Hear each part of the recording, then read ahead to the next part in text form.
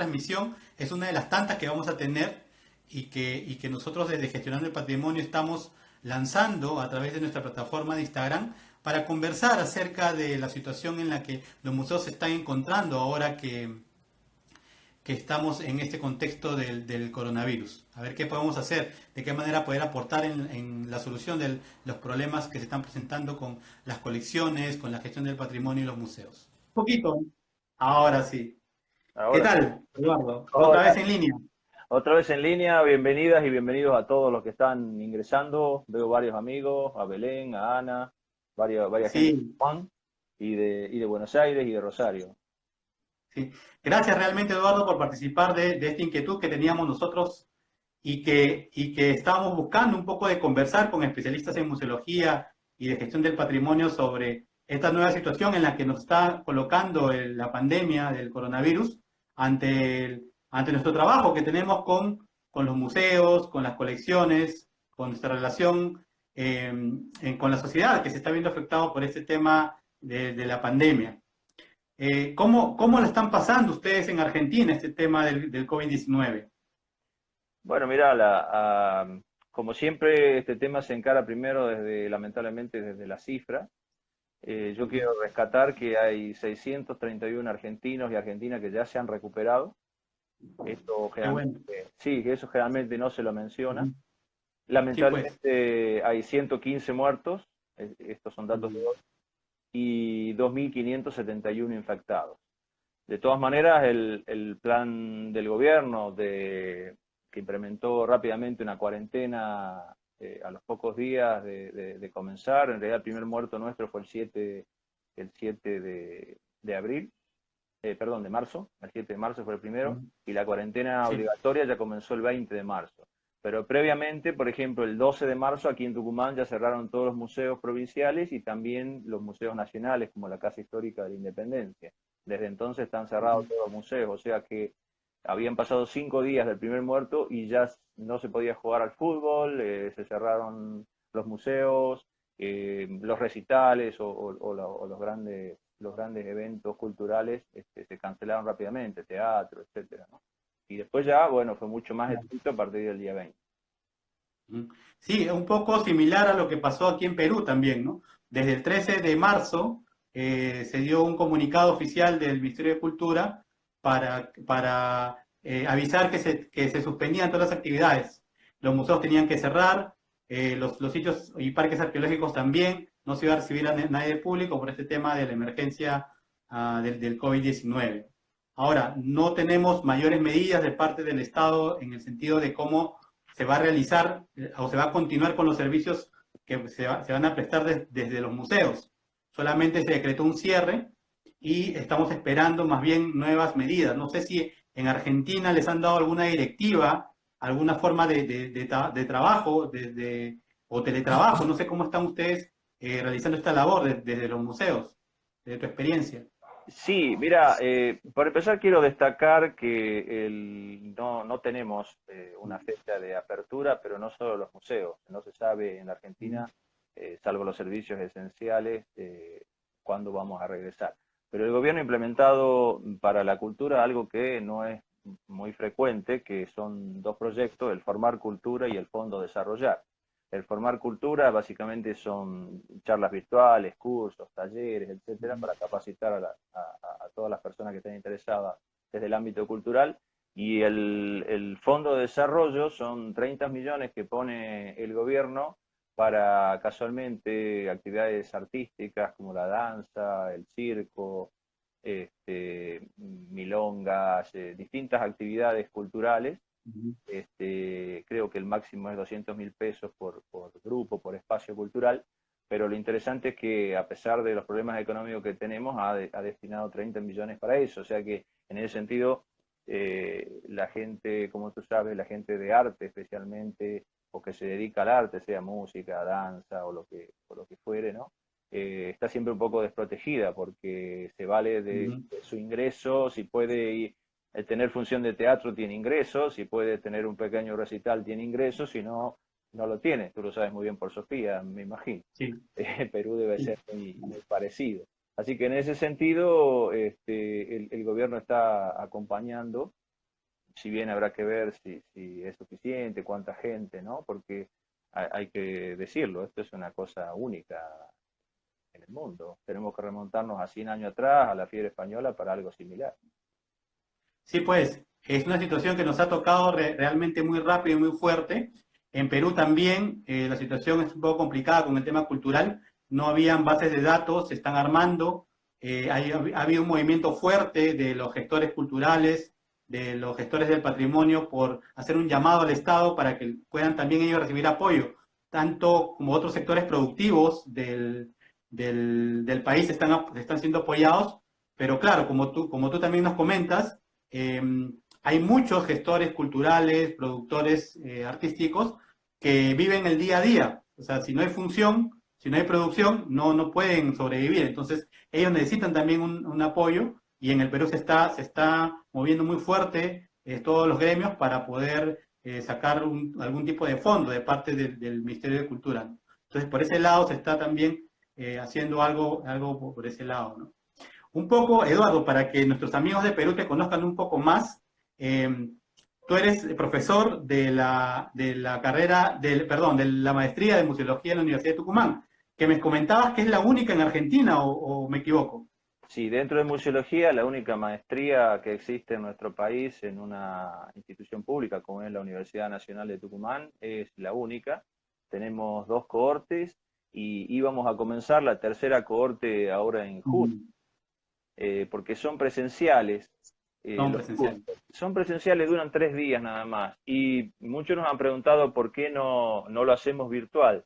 Y te explico, aquí existe lo que se llama la CONEAU, que es la Comisión Nacional para la Acreditación de las Carreras Universitarias, que cada 3 años nos evalúa, no solo a los docentes, sino el desempeño de los alumnos y cómo funciona la carrera, cómo va avanzando.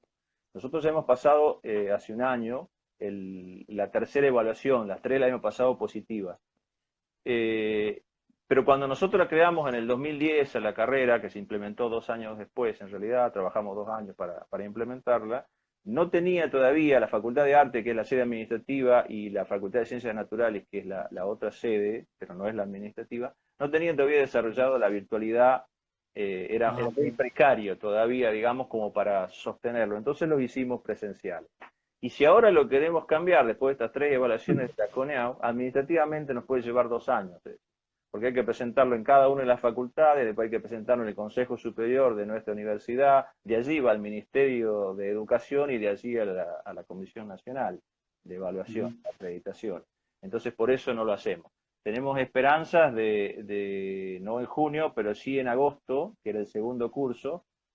Ya. Es como Star Wars, que el segundo curso va a ser el primero. Viste que Star Wars es al revés. Bueno, esto es más o menos así. El que teníamos pensado para junio es muy probable que lo demos en agosto. El que teníamos pensado para agosto lo pasemos para septiembre. Y bueno, serían 4 cursos los primeros. El primero es el de historia del museo y teoría museológica. Luego daremos metodología de investigación.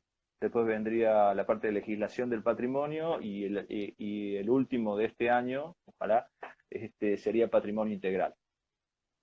Entonces, Eduardo, ustedes, perdón, han, digamos, suspendido temporalmente las clases. O sea, no han empezado a dar las clases En la todavía. maestría, pero en la universidad estamos dando clases virtuales. Todos estamos con el Zoom o en mi caso con el Jitsi. Tengo que casualmente ayer estuve chateando un poco por WhatsApp con los alumnos. La semana que viene vamos a comenzar porque había exámenes jueves y viernes. Estoy un poco perdido, creo que hoy es jueves.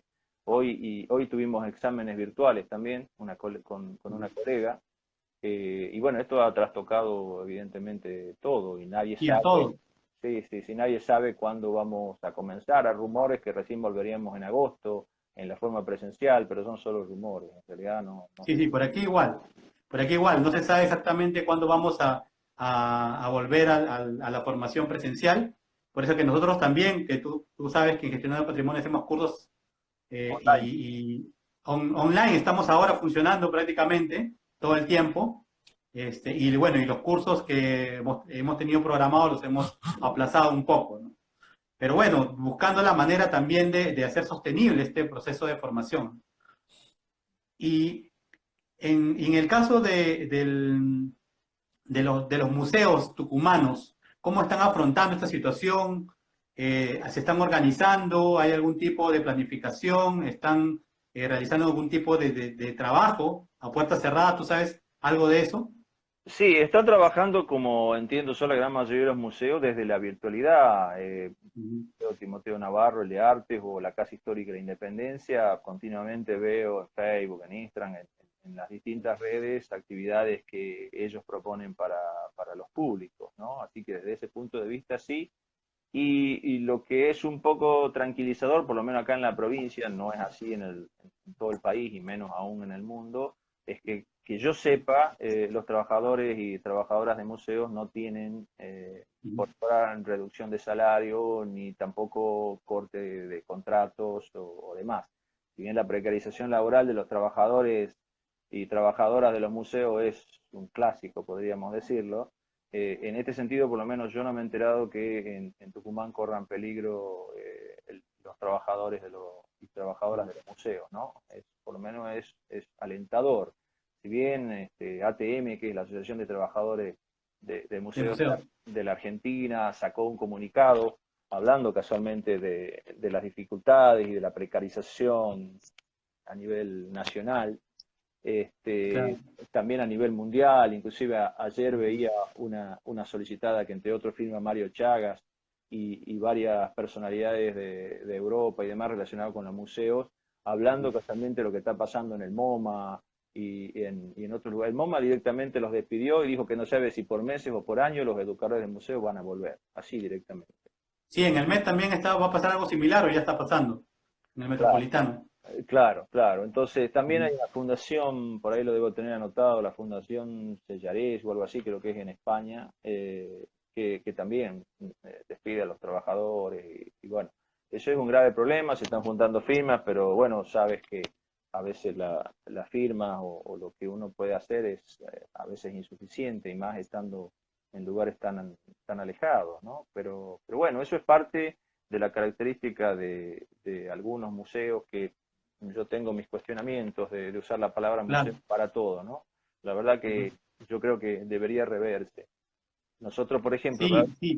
para darte un ejemplo, nosotros en la Argentina diferenciamos muy claramente los colegios de las escuelas, Ujú. hablando de niveles primarios y Claro. secundarios. Los colegios son los privados, subsidiados parcialmente por el Estado, Ujú. algunos muy pocos se subsidian solos, y los otros son los estatales, son los públicos. Y hay una clara diferencia. Uno puede ser confesional, los públicos no. Hay una clara diferencia. Entonces, cuando uno habla de colegio, de escuela, sabe que hay una diferencia. En cambio, cuando uno habla de museo, puede poner el Museo de la Maré o los museos, el Museo de Lima, de Bellas Artes, el Sí. MoMA, el Guggenheim, todo junto, como si fuese todo similar. Y evidentemente no lo es, no lo es. Ujú. ¿No? Entonces yo creo que, bueno, ahora el 18 el ICON se reúne y van a hablar sobre entre otras cosas, sobre la inclusión de los museos y demás, y yo creo que son temas a verse y a tratarse, porque no es lo mismo Claro. la inclusión que se puede hacer en uno y otro lado y la precarización laboral en los franquimuseos, como le llaman algunos españoles, o Ujú. megamuseos o museos franquicia, es sumamente precaria. De un día para el otro te expulsan y se acabó. Acá en Argentina pasó algo similar, también influyen mucho los gobiernos en los museos estatales. Pasó Claro. algo similar en los últimos 4 años, la cultura realmente sufrió muchísimo, el gobierno anterior Sí, sí, lo mismo. no la tenía como prioridad para nada, y bueno, también sufrieron los trabajadores y no se sale de eso de un momento para el otro, Ujú. pero bueno, hay que ser... Sí, efectivamente, como tú lo comentas muy bien, hay una situación de precarización laboral en toda la región, ¿no? Y es algo que a los gestores culturales, a los gestores del patrimonio, de los museos, les afecta mucho. Ahora, lo que a mí me llamó mucho la atención cuando nos encontramos allá en Argentina para el evento de educación y museos es que ustedes estaban muy bien organizados en el tema gremial, ¿no? O sea, hablaban mucho, se discutían mucho los problemas del ámbito laboral, la precarización, la falta de recursos y todo eso, ¿no? Que había sido muy golpeado el sector del gobierno anterior. Ahora, a pesar de la crisis, es positivo que el gobierno no los haya dejado un poco a la deriva en este tema de la pandemia, ¿no? un poco, aquí en Perú sí estamos un poco, digamos, descuidados en ese aspecto, en el aspecto gremial. Ya. Pero bueno, estamos de todas maneras haciendo este tipo de conversaciones para poner el tema en agenda siempre, ¿no? Sí, Que es algo importante. nosotros a nivel museo tenemos dos gremios que son UPCN y ATE. Son los dos gremios que normalmente los trabajadores y trabajadoras del museo están afiliados a uno u otro. Este, Ujú. pero bueno, siempre es complejo Sí. la relación laboral, ¿no? De los Ujú. museos. Lamentablemente no son considerados algo de prioritario. Y bueno, ya vamos a ir hablando, supongo, de eso. Quiero hablar un poco de la sociedad, Sí, cómo afecta o cómo la veo yo, claro. qué va a pasar después con los museos, ¿no? Sí. Eh, Mira, Eduardo, justamente ha llegado una pregunta de Rebeca que dice que está realizando una tesis sobre análisis de públicos y que quiere saber tu opinión en cómo esta situación con el virus está afectando la relación entre el público y el museo. ¿Sí? ¿Nos puedes dar tu perspectiva? Te puedo dar mi visión. Ajá. Mi visión es que los museos nos hemos quedado muy cortos. Mm. Esta pandemia nos tomó desprevenidos y tenemos un montón de teoría, ¿no? De si arrancamos solo en Sí. los últimos 50 años, desde la Mesa de Santiago, o la formación del Minón en el 85, la creación la aparición de la museología social, de la museología crítica, etcétera. Tenemos muchísimas herramientas para hablar, y evaluación de público lleva fácil 100 años, las primeras evaluaciones de público, por lo menos a nivel, no a nivel Latinoamérica, pero a nivel europeo llevan 100 años. Mi visión es que no podemos competir desde la virtualidad con el resto. Mira, nosotros tenemos 71, en este momento 70, 69 personas que nos están escuchando. Yo te puedo asegurar que de esas 69 o 70 personas, todos, Sí. absolutamente todos, están relacionados con los museos, de alguna manera. Ujú. Si un trabajador, o porque ocupa algún cargo, o temporalmente es un artista que expone en algún museo, etcétera, etcétera. Yo creo que la virtualidad que nosotros mandamos o tenemos desde los museos es escasa. Es escasa porque el público es muy acotado. Ayer, por ejemplo, estuve escuchando una transmisión de unos colegas chilenos en donde se debe haber cortado 6 o 7 veces la transmisión entre los dos colegas que estaban opinando, que estaban hablando. Entonces, Ujú. bueno, eso es un grave problema. Y el segundo problema es que muchísima gente no tiene el dinero como para tener Sí, pues, ese es el problema. virtualidad, o tiene el pago mínimo, paga el crédito de la tarjeta, 30, 40, 50, se le acaba ese crédito y ya a lo mejor se queda 15 días sin comunicación. Mm. Entonces, mi mirada sobre la virtual, y después más adelante vamos a profundizarlo, supongo, es escaso, y que tenemos que, cuando salgamos de la post-pandemia, o mejor dicho, cuando salgamos de la post-pandemia nos tiene que dar una mirada desde otro ángulo, ¿no? Yo he sentido, he leído en una gran mayoría de los colegas, tanto en Twitter como en Facebook, como en Instagram, en todas las redes, inclusive en varios artículos periodísticos, que hay como un elogio a la virtualidad o una oda a la virtualidad. Y si bien yo considero que se hace mucho y que es necesaria, que hace varias décadas que se utiliza, Ujú. no me parece que en estos momentos de la pandemia sea la herramienta adecuada. Por lo que te digo, porque no es inclusiva, porque es para un pequeño grupo, y además es un pequeño grupo, es para personas que están interesadas en él. O sea, si Messi agarra un rollo de papel higiénico y hace un challenger con eso, lo ve 500.000 de personas. Ujú. Y el Museo X hace una trivia o hace un challenger o dibuja el dinosaurio, la actividad que las áreas educativas hacen muy bien y proponen muy bien, posiblemente lo vean 40 o 50 personas. Entonces, Claro, en ese aspecto tienes mucha razón, porque pareciera como que nos estamos reflejando mucho en lo que están haciendo en Europa o o fuera del país sin ver, digamos, nuestra realidad propia de la región, ¿no? Somos países donde la virtualidad no está muy desarrollada, además que no toda la ciudadanía cuenta con internet tampoco. Sí, a Entonces, ver, que no se entienda ¿cómo mal, que no se entienda participar en mal. este escenario, ¿no? Sí, no quiero que se entienda mal lo que estoy diciendo, porque Ujú. hay un esfuerzo enorme, especialmente de las áreas educativas y de muchos trabajadores y trabajadoras de museos en este momento. No quiero que se lo entienda mal, pero la virtualidad es No, solo una pequeña herramienta para un grupo muy pequeño de los ujú, museos, ¿no? Es como cuando surgió el PowerPoint o el Prezi para las clases. Es una ujú, herramienta, pero yo no puedo ujú, solamente valerme del PowerPoint, del Prezi ujú. y de alguna otra herramienta más, ¿no es cierto? De algún video, etcétera, como para dar solamente clases. Yo creo que los museos necesitan un, un impulso mucho más grande que eso. Yo recuerdo cuando dirigí el Museo Lillo que venían con hambre algunos chicos. Ujú. Entonces es muy poco probable que alguien que tenga hambre se le pueda pedir, por más que estemos encerrados en nuestros hogares, lo que tenemos la suerte de tener hogar. Hay que pensar que hay muchísima gente que está en la calle. eh, Pedirle a la gente que encima que tienen los chicos que hacer las cuestiones virtuales, por ejemplo, de su escuela, además que hagan cosas virtuales de los museos. Lo veo muy complejo, como te digo, para un mínimo grupo, ¿no? Me parece que en Sí, eso es una herramienta que nos puede ayudar a comunicar mejor, ¿no? Pero no podríamos refugiarnos todo el tiempo en la virtualidad para hacer nuestro trabajo museológico. Eso es algo que sigue, que tenemos que discutir, evaluar y repensar, ¿no?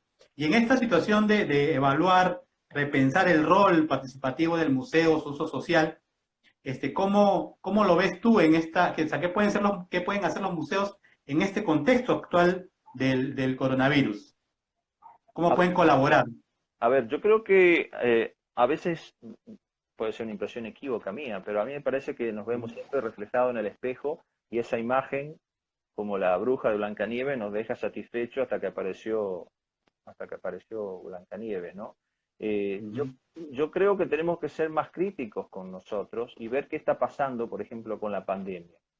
Aquí en la Argentina, los femicidios se han mantenido casi uno por día, uno cada 26, 27 horas, ujú. a potencia.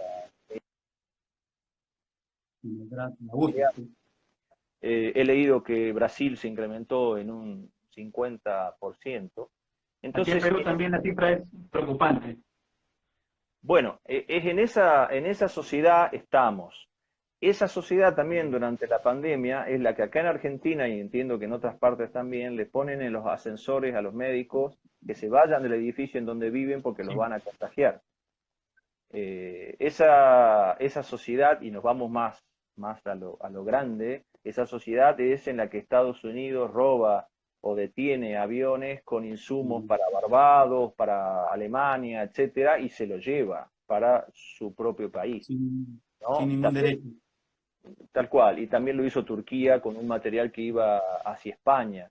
Entonces, no hay que olvidarse en la sociedad que estamos. Esto que estamos hablando de la precarización de los trabajadores, de los museos, esto que estamos hablando de los femicidios y los graves problemas que están ocurriendo en los hogares, esto que estamos hablando de la falta de dinero y de virtualidad en mucha gente que no tiene acceso y por eso es casi imposible que nosotros le lleguemos a ellos.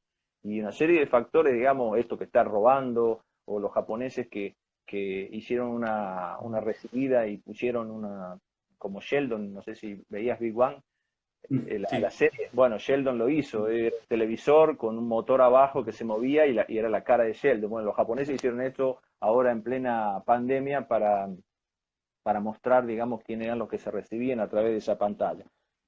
Son sociedades sumamente diferentes, pero nosotros tenemos que enfocarnos en la latinoamericana y creo que a esa sociedad le hablamos nosotros. Entonces, a esa sociedad con la virtualidad me parece que nos quedamos muy cortos.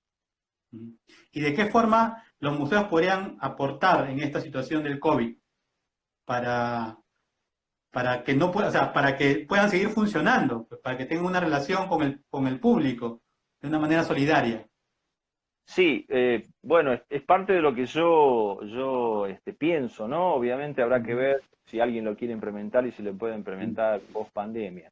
Pero este, yo no entiendo por qué un cajero o una cajera de un supermercado o de un banco es ujú, alguien sumamente útil y que puede recibir hasta a lo mejor 500 personas por día y nosotros no podemos estar en el museo.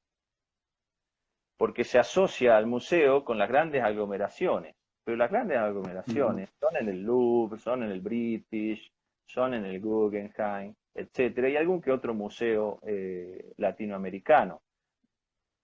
Pero yo me pregunto, si nosotros hacemos, por ejemplo, una actividad para personas autistas que vienen acompañados Sí.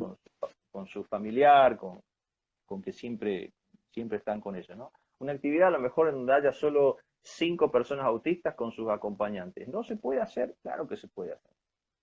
Y tranquilamente una trabajadora o un trabajador puede mediar y hacer actividades con 10 personas adentro del museo. Lo Claro, que, siempre guardando la distancia social, la por medida de supuesto, seguridad. Todo. pero por supuesto, pero si lo hace un Mm. cajero del supermercado que está mucho más cerca, no sé si has ido al Claro. supermercado, me imagino una vez por semana por lo menos tendrás que ir, igual que yo, igual que todo el mundo que tiene la Ujú. suerte de poder ir al supermercado. Estás a un metro y nadie dice nada, porque vos estás comprando el fideo, el azúcar o lo que necesites para tu casa. Y cuando vas al banco exactamente lo mismo. Acá han pintado unas líneas blancas en la calle para que esté separado un metro o Claro. dos del que hace cola. Bueno, tranquilamente en el museo se puede hacer alguna actividad en donde obviamente no va a haber 100 personas, 500 personas, pero que tranquilamente 10, 20 o 30 personas, a lo mejor depende del espacio del museo y de la actividad que se haga en el museo, yo creo que se podría, porque lo que yo noto desde la virtualidad es que casualmente la virtualidad no se huele, la virtualidad no se toca, esta mediación con la pantalla se pierde absolutamente todo. Vos no sabés si me bañé o no me bañé, por ejemplo. Ujú. Veo que tenemos problemas con la transmisión. Eduardo, ¿me escuchas?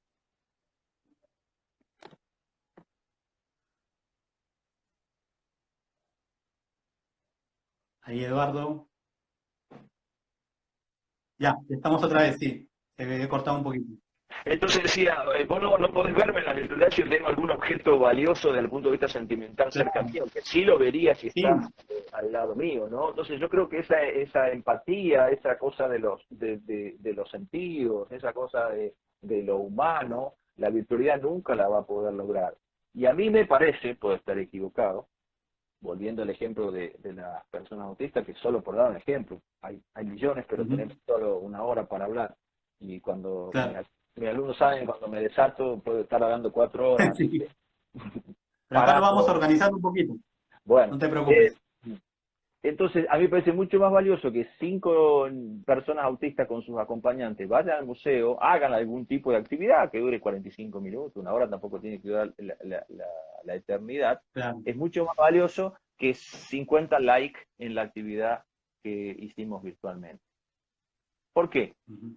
Porque no sé si te pasa a vos, pero yo he observado que en el Facebook y en el Instagram y demás te clavan el me gusta y muchas veces no leen lo que dice abajo.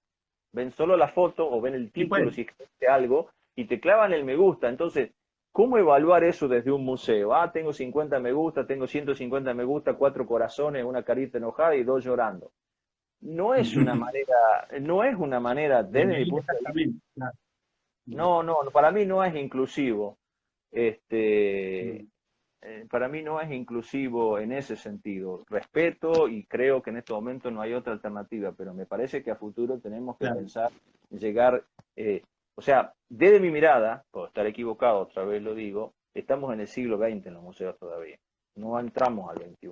Yo creo que Sí. Hay debemos, una, debemos hacer otra hay cosa. una pregunta, Eduardo, de una amiga peruana. Ella quiere saber cuál sería tu propuesta para que los turistas vuelvan a los museos en la post-pandemia. Sí. Buena pregunta. En realidad no estoy pensando Mm. en los turistas. Eh, el- Ya. yo creo que los turistas sí son un público que interesa, obviamente, pero creo que el museo se debe más a la comunidad en la que está.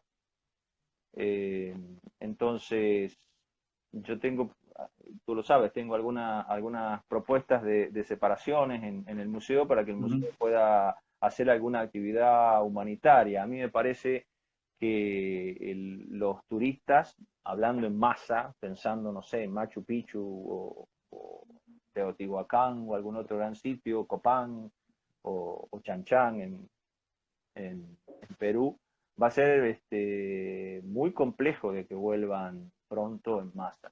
Yo creo que eso sí va a ser un gran limitante. Van a tener que volver muchos meses, algunos hablan del año que viene. Sí, pues, se está hablando ya del próximo año. Inclusive tendríamos que nosotros desde el sector de los museos ir apuntando más al consumidor local que al consumidor extranjero. Ver nuevamente, acercarnos a nuestra comunidad, a lo que están alrededor, para poder hacer sostenible la gestión del museo. Y después, ya una vez que se recupere una cierta confianza, ya mirar hacia afuera, ¿no? Sería un poco la propuesta, ¿no? Sí, sí, ¿Tú cómo lo ves? yo coincido. Tenemos que recuperar el público más cercano a nosotros y el turista no. Lo que pasa es que volvemos a unos minutos atrás, cuando yo hablaba de algunos museos en particular, que no todos son iguales, en que han medido su éxito en la cuantificación de visitantes. Tengo 1 millón, 2 millones, 5 millones, 10 millones de visitantes. Y en base a esa cuantificación es el éxito del museo. Yo creo que tenemos que volver a la cualificación, ¿no? En todo caso, como te decía, un grupo mucho más reducido, pero que el museo tenga pregnancia en la comunidad, tenga importancia. En estos momentos, si nos cierran los museos, yo te puedo asegurar que, aunque no existiera la pandemia, nadie saldría a luchar por los museos, porque no tenemos, salvo, por supuesto, siempre hay excepciones, pero no tenemos una llegada a la sociedad como para diga, yo voy a salir a defender el museo tal porque él en la pandemia hizo esto, cuando fue la inundación hizo aquello otro, cuando los adultos mayores necesitaron tal cosa, el museo nos colaboró, etcétera.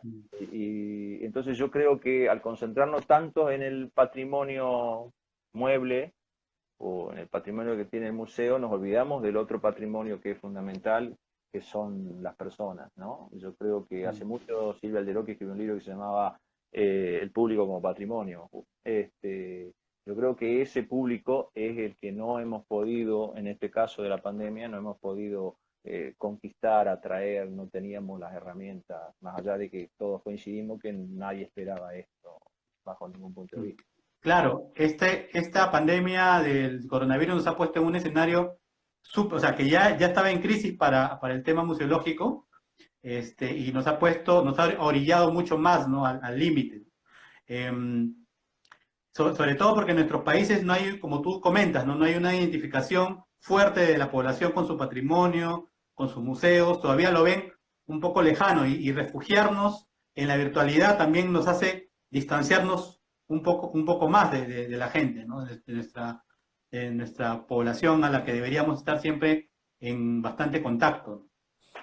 Sí, mira, yo empecé a reflexionar y lo escribí en mi Facebook, algunos de los que están aquí a lo mejor han leído pequeñas ideas que me surgían, especialmente cuando Chile comenzó hace unos 6 meses con su alta conflictividad y lo primero que tuvieron que hacer fue cerrar los museos. De hecho, lamentablemente el Violeta Parra se incendió y ahí no sé cómo fue la cuestión, pero hubo una pérdida muy dolorosa, muy grande, ¿no?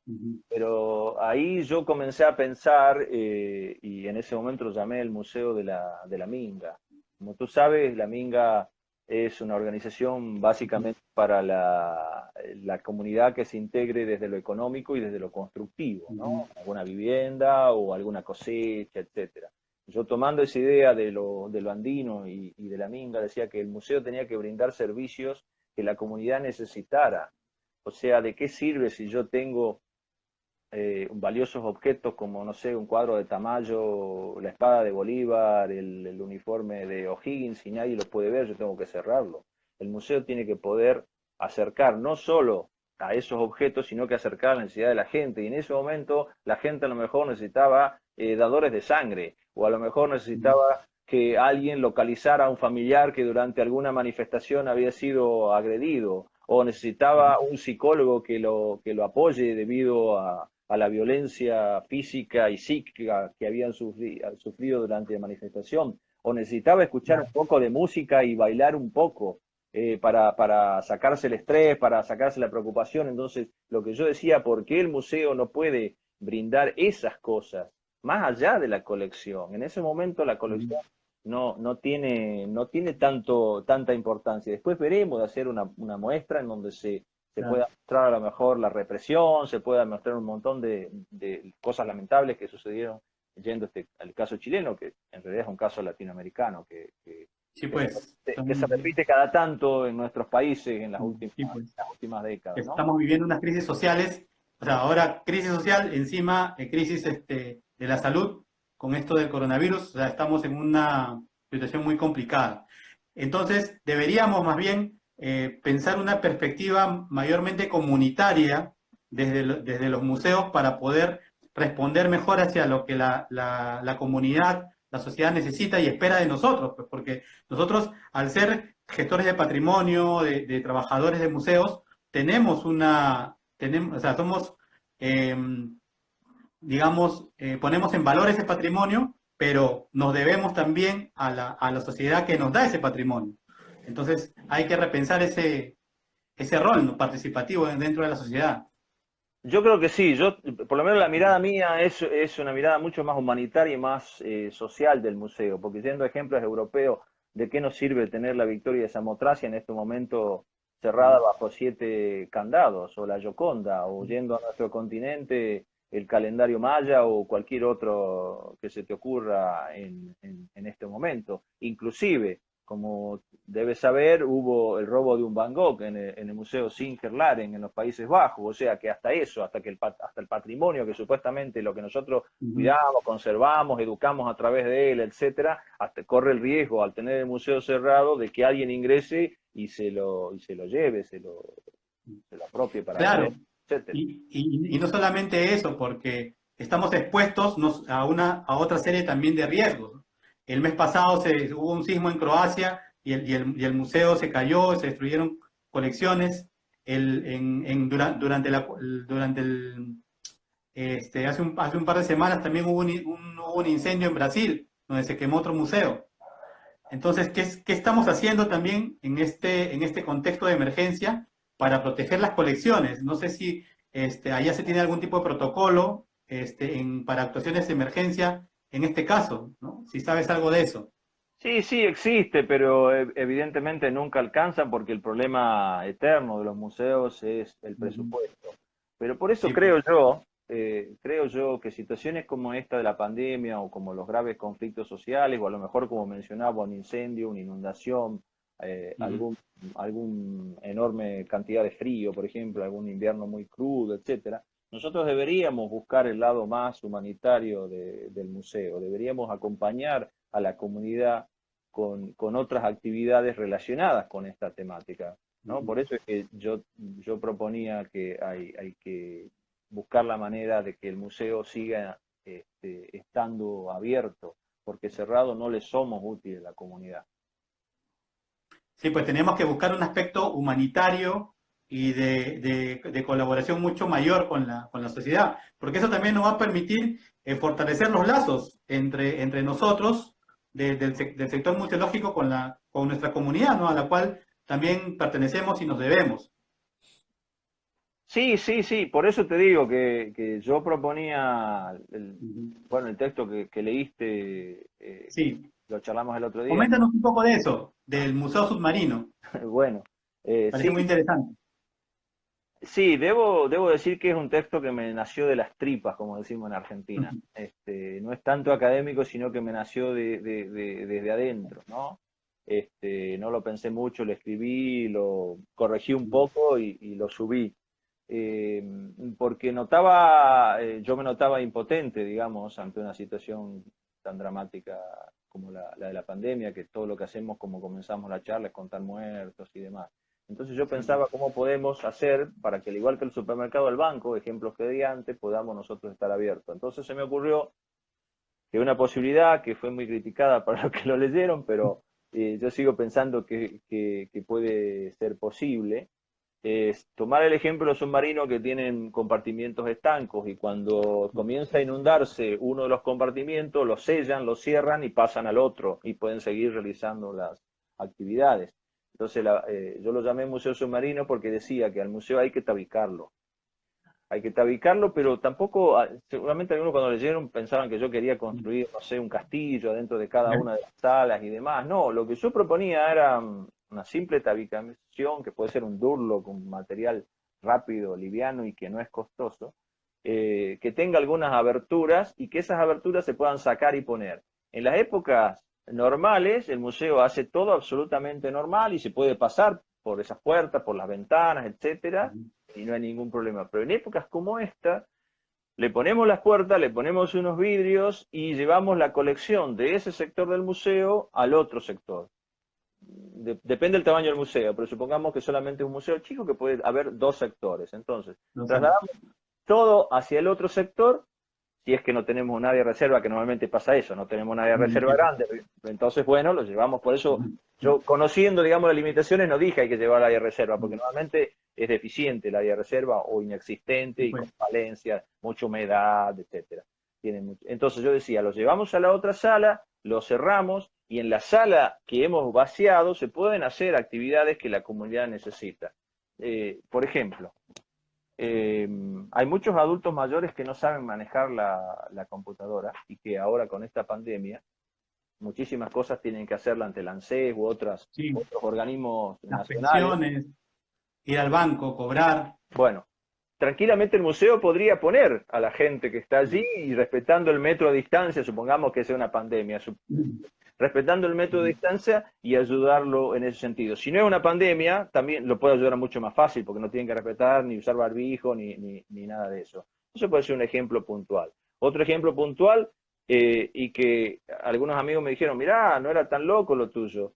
Ahora el Tecnópolis han puesto 2.500 camas. Yo proponía que cuando hiciéramos esa tabicación, se podrían poner camas de ser necesario y trabajar allí el personal adecuado, y el museo trabajar desde el otro lado y brindarle el confort espiritual, que es lo que yo noto que falta en esta pandemia. Porque solamente yo puedo escuchar a través de esto, de la pantalla, un concierto o ver una obra de teatro. Claro. Yo decía, puede estar en vivo, lo único que está del otro lado del vidrio, pero no es lo mismo. Está viendo la gente, en el caso de una pandemia, vuelvo a insistir, está viendo la gente, están sintiendo, digamos, casi el afecto que le estás brindando vos del otro lado. Por ejemplo, no sé, Sofía podría hacer teatro del otro lado mientras la gente está recostada. Y la cuestión espiritual es sumamente importante. Por supuesto que si está muy grave la persona tiene que ir a terapia intensiva, pero estoy hablando de casos leves y ojalá que no vuelva a pasar una pandemia. Pero sí, lo que me parece a mí es que al construir esta ubicación, estaríamos dando la posibilidad a otras actividades que podrían ser desde comida hasta brindar abrigo, el refugio de inmigrantes, una serie de actividades que la comunidad, consensuándola con ella, por supuesto, porque no vamos a dar comida si la comunidad no necesita comida, no vamos a dar abrigo si la comunidad no necesita abrigo. Es una cuestión de lógica. Pero sí me parece a mí que podríamos conseguir un acercamiento mucho mayor a la comunidad, ¿no? Y eso es lo que se quiere, o sea, lo que se quiere es que la comunidad sienta que el museo lo acompaña, le ayuda, que no es una institución lejana, ¿no? Ni distante, sino que es amiga de la comunidad, ¿no? Que es un poco lo que se ha perdido en todos estos años. Y es necesario que se recupere ese espacio porque no solamente nosotros nos debemos a la protección de la colección o a su difusión, sino que también nos debemos a la sociedad, ¿no? Somos agentes sociales también, agentes de cambio, de transformación, de ayuda espiritual, como tú mencionas, ¿no? Y en este contexto tan complicado, donde todo el mundo está encerrado en su casa, donde a veces hay discusiones, hay problemas, y hay gente que con cualidades especiales que necesitan atención, tranquilamente el museo podría ser un lugar donde poder encontrar un tipo de aire nuevo, de apoyo, de respiro ante la pandemia. Sí, mira, yo hace un rato mencionaba los femicidios. Acá en Argentina hay un teléfono para hacer las denuncias y también algunas farmacias colaboran de tal manera que hay alguna clave para que, en este caso, la mujer vaya y diga la clave para entender que está sufriendo violencia familiar. Tranquilamente podríamos ponerle al museo como otra voz, otro teléfono, otra cara visible para que ayude y que alguien que a lo mejor no sabe cómo escapar de esta situación, pero sí puede salir 5 minutos de su casa, pueda en el museo encontrar un lugar en donde hacer esa denuncia, ¿no? O encontrar un apoyo psicológico también.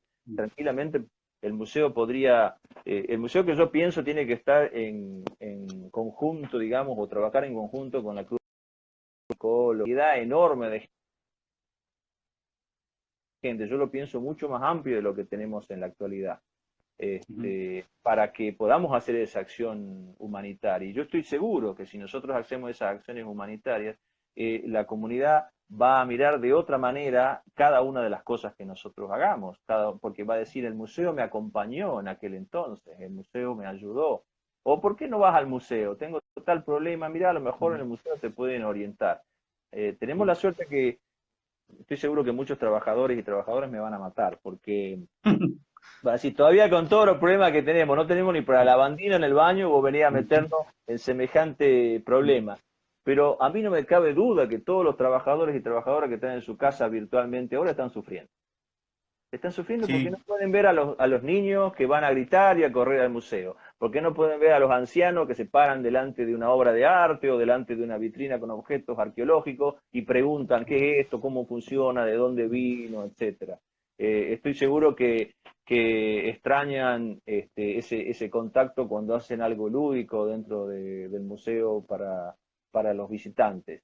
Entonces, sí, justamente lo que tú mencionas es algo muy importante porque es algo que percibimos cuando estuvimos ahí en Tucumán en el evento de museos, que había una relación muy fuerte con las comunidades locales e indígenas también, varias actividades educativas, culturales, artísticas con ellos, que el museo era un agente que estaba presente, muy presente en estas comunidades, ¿no? Que ustedes tienen un trabajo muy difundido en este aspecto.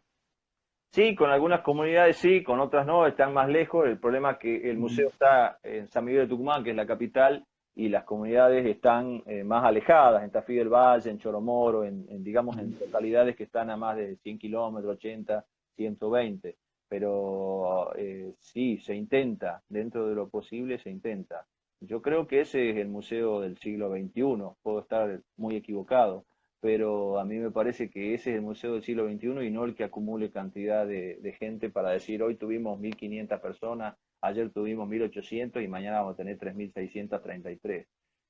Me Ujú. parece que eso, porque además está claro, salvando los grandes museos que ya hemos mencionado de Europa o de Estados Unidos, que el ingreso, aunque cobremos entrada, que el ingreso que se paga no subsidia ni siquiera a un trabajador. Sí, eso es, de verdad. Los museos no viven de sus entradas. O sea, No, todos piensan que no, viven de no. eso, ¿no? Los museos latinoamericanos Mm. no, y los museos europeos, a pesar, lo vuelvo a nombrar el Louvre con sus 10 millones porque es el que más visitantes tiene, tampoco le alcanza y ahora está haciendo co-branding, o sea, están Mm. vendiendo perfumes en coautoría o en co-creación para juntar fondos por un lado, también creo que han hecho camisetas o algún tipo de ropa con otra empresa, también Y en se han co-branding. descentralizado también, ¿no? Se han ido a Oriente, se han ido a otros países también como franquicias. Son ahora los museos, el Louvre, ¿no? O sea, el Guggenheim. O sea, Sí, sí, son bueno, esa es otra problemática, digamos que sí, yo que para otro día sale para conversar sobre eso. para otro día, no sé cómo estamos de tiempo, si la gente estará muy cansada a lo mejor ya, o si hay alguna otra pregunta, no sé. Sí, sí, hay algunas preguntas que han ido cayendo por aquí. A ver, para hablar. Este,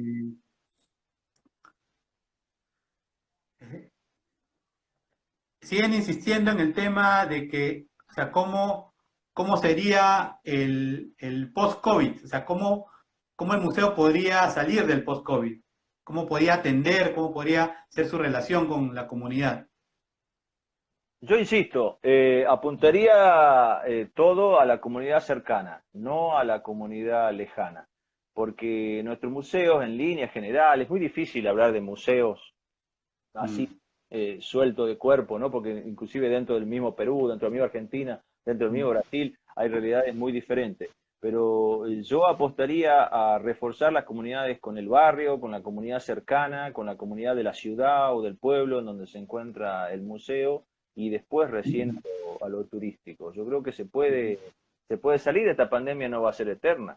Esta pandemia en algún momento terminará. No va a ser la última tampoco. No lo sabemos, pero de todas maneras habrá que tomar distancia al principio, tomar los recaudos y después volveremos a los movimientos masivos. A mí no me cabe duda de que los museos que tenían 3, 4, 5 millones al año van a volver a tener esos 3, 4, 5 millones de años. No te olvides que ya tuvimos en el 2009 la gripe aviar, que si bien no fue tan fuerte y demás, pero no se transmitía tanto y demás, pero hubo ahí algún cambio en la cuestión. A mí lo que más me preocupa es que, como decía Albert Camus, lo peor de la peste no es que mata los cuerpos, sino que desnuda las almas y ese espectáculo suele ser horroroso. A mí lo que más me preocupó de esta pandemia es eso, y a esa sociedad es la que nosotros tenemos que apuntar. Entonces, no se le puede apuntar a esa sociedad desde mi mirada, sino es con solidaridad, con empatía y con amor. Los que no entren en ese circuito, lamentablemente no entraron antes, no va a entrar ahora. Pero por eso insisto, a mí me parece mucho mejor hacer un espectáculo, no sé, de títeres, suponte, para 20 o 30 personas en lugares como esto, a que a lo mejor entren 500 personas en un día, pero que van, recorren como quien se saca una selfie y se va. Eduardo, disculpa, tenemos que ir terminando, que el tiempo se nos está agotando. Bueno. Quería agradecerte realmente por apoyarnos en esta iniciativa y bueno, y seguir contando con este espacio para ir conversando. No sé si tienes alguna idea final que quieras darle a nuestros amigos, una reflexión de repente. Si tengo tiempo, puedo leer El verano de Albert Camus. ¿Tendré tiempo? ¿Cuántos minutos nos quedan? Unos 3 minutos. Un mensaje esperanzador, entonces. En el medio del odio me pareció que había dentro de mí un amor invencible. En el medio de las lágrimas me pareció que había dentro de mí una sonrisa invencible. En medio del caos me pareció que había dentro de mí una calma invencible. Me di cuenta, a pesar de todo, que en medio del invierno había dentro de mí un verano invencible. Y eso me hace feliz. Porque no importa lo duro que el mundo empuje en mi contra, dentro de mí hay algo mejor empujando de vuelta. Esos son los museos, un empuje de vuelta. Gracias, Eduardo. Y esto va a pasar. Y nos encontraremos pronto. Si alguno quiere preguntarme después por el Facebook, en otro lado, claro, ampliar algún concepto, criticar, aportar, bienvenido sea. Y volvemos también a otra transmisión, no hay problema. Como quiera. Gracias. Un abrazo. Gracias a todas y todos. Gracias.